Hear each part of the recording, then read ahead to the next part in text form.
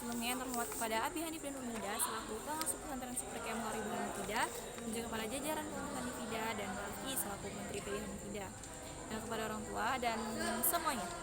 Oke, pada malam hari ini sini saya Mezal Luna Hikmah Kusmiara dari MA Al-Quran Muharib Hanifida ingin menjelaskan tentang PI yang berjudul kedudukan fungsi hadis yang berhubungan dengan Al-Quran. Jadi yang pertama kita ngejelasin tentang kedudukan.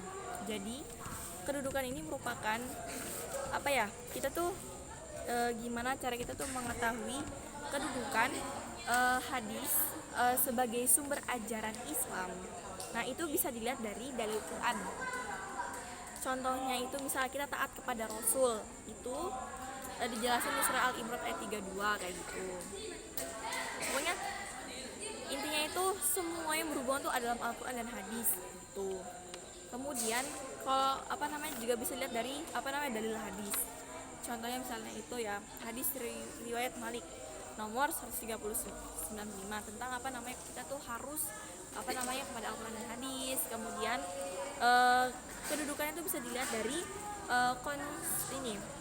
konsensus ijma ulama atau pertimbangan para ulama antara ulama dan umat muslim gitu. Itu bisa dipertimbangkan dulu. Kemudian itu kita bisa lihat misal contohnya itu Umar.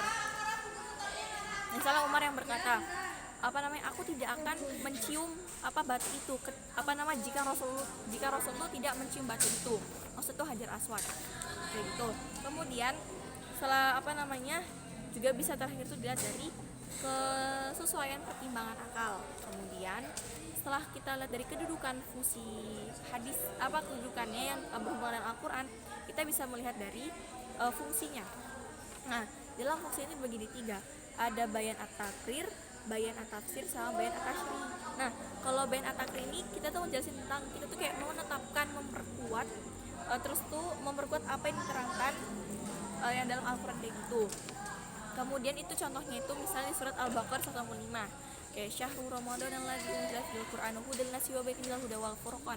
Faman syahida minkum syahra falyasum wa man kana min awwal safarin fa iddatun min ayyamin ukhra. Itu contoh ayatnya.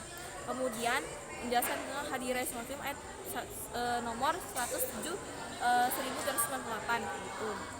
Itu bayan at-takrir.